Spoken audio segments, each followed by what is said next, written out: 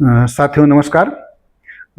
कांग्रेस जनता जनता party जिसने जनता मंच पर प्रदर्शन किया था और वो प्रसिद्ध पार्टी हो गई है, उसके जो संस्थापक हैं अभिजीत दीपके, जिनका पैतृक जो गांव है वो महाराष्ट्र के हिंगोली जिले में है। तो अभी जो हिंदी समाचार पत्र नवभारत टाइम्स 16 अगस्त में एक वर्णन के अनुसार ये है पाया गया कि अभिजीत दीपके जी स्कूल की शिक्षा व्यवस्था से चिंतित हैं और उन्होंने अपने गांव से ही स्कूल ठीक करो अभियान का आरंभ किया है। और स्कूल ठीक करो अभियान के बाद उनका प्लान ये है कि वो जो स्वास्थ्य व्यवस्था है उसको भी ठीक करने का प्रयास करें के लिए अभियान चलाएंगे।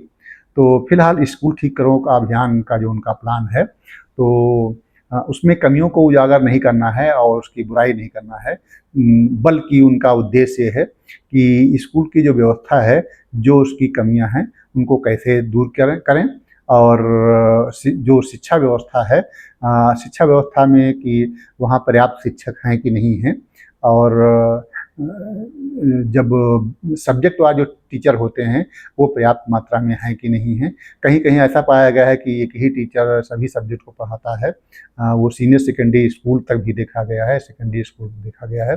कहीं होता है कि छात्र और शिक्षक का अनुपात बराबर नहीं है, जिस अनुपात में होना चाहिए 40:1 के अनुपात में या 35:1 के अनुपात में, उसमें शिक्षक की भी कमी है। और कहीं उनके जो अन्य शिक्षण सामग्री है उसका अभाव है, जैसे श्यामपट्ट हुआ और उसके लिए बिल्डिंग हुई ठीक ठाक से, और बहुत सारे और अन्य मटेरियल जो है प्रैक्टिकल की सामग्री है उस सब का अभाव पाया जाता है। उस कंडीशन में हमारी शिक्षा अच्छी नहीं हो पाएगी, तो हम विदेशी शिक्षा और विदेश से कैसे कंपटीशन कर पाएंगे, हम तो इंडिया में ही ठीक ठाक नहीं रह पाएंगे। तो इन सब चीज़ों को देखते हुए अभिजीत दीपके जी ने अपने ही गांव से, जो महाराष्ट्र में है, हिंगोली डिस्ट्रिक्ट में आता है, वहाँ से अभियान की शुरुआत कर दी है। और पहले वो स्कूल में जाएंगे और जा कर के देखेंगे क्या क्या कमियां हैं, और फिर इसका एक अनुरोध करेंगे और देखते हैं कि उनका अभियान कैसे और कहाँ तक कैसे चलता है। और यह चूँकि शिक्षा ही जीवन का आधार है, हम कई वीडियो में इस चीज़ की चर्चा कर चुके हैं कि शिक्षा के बिना आदमी की आंख मूंदी होती है, उसको पता नहीं होता है। जैसे जब हम वोट डालने जाते हैं, अगर आदमी वोट डालने आते हैं तो वोट में जो निशान बनाए गए हैं वो इसलिए बनाए गए हैं कि निरक्षर आदमी को नहीं पता है कि कहाँ कमल का फूल लिखा है, कहाँ पंजा लिखा है, कहाँ साइकिल लिखी है और कहाँ अन्य निशान बने हुए हैं। तो इसलिए वो निशान बना दिया जाता है कि अनपढ़ आदमी भी उस पर अपनी मुहर लगा सके और वोट डाल सके। लेकिन साथियों, देश को आज़ाद हुए इतने वर्षों हो गए और 2026 चल रहा है और पूर्ण भारत, हमारा पूर्ण विकसित भारत हो जाएगा 2047 में। तो पूर्ण विकसित का सपना कैसे पूरा होगा जब हमारी शिक्षा व्यवस्था ही ऐसी रहेगी, तो बड़ी दुखद बात रहेगी। तो इस चीज़ को ध्यान में रखते हुए कि हमारी शिक्षा व्यवस्था जब बढ़िया होगी तो ये ज़रूरत नहीं है कि कमल का फूल कहाँ लिखा है, कहाँ बना हुआ है। तो ये सब बड़ी ही कला एक ऐसी चीज़ है जो निरक्षर को भी साक्षर बना देती है। हम ये उसका उदाहरण है जो हमने आपको दिया है। लेकिन अब किसी कला की ज़रूरत नहीं है। अब मुझे आशा है कि सभी लोग साक्षर होंगे, और जब साक्षर होंगे तो जो लोगों की लालसा है कि हम सभी लोग आगे बढ़ना चाहते हैं, तो कुछ अवैधानिक तरीके से भी बढ़ते हैं और वहीं इस चीज़ का करप्शन का जन्म होता है। तो अगर शिक्षा व्यवस्था बढ़िया हो जाएगी तो शायद इस चीज़ की ज़रूरत नहीं पड़ेगी। जो पेपर लीक और नकल, ये सब समस्या है, अगर पढ़ाई ठीक ठाक से हो तो किसी को शौक नहीं लगी है कि हम नकल करें। जैसे किसी के पास सब कुछ होगा तो चोरी करने की कोई ज़रूरत नहीं है। चोरी करके पेट तभी भरेगा जब उसके पास नहीं होगा।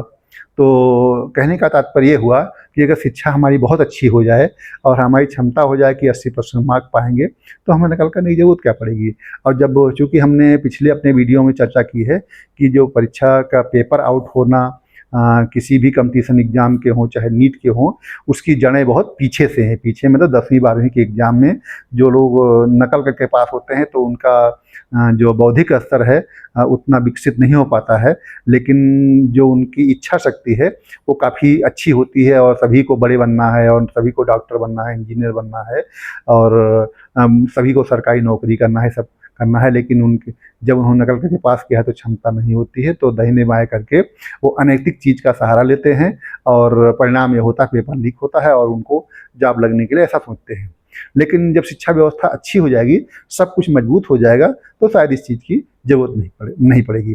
तो साथियों, इन्हीं शब्दों के साथ बहुत-बहुत धन्यवाद।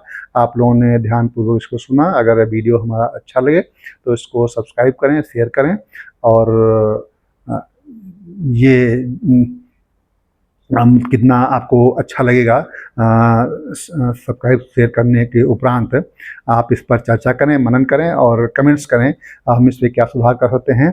और इन्हीं मंगल कामनाओं के साथ हमें उम्मीद है कि ये सफलता ज़रूर से मिलेगी एक दिन। और पुनः सभी को धन्यवाद। जय हिंद।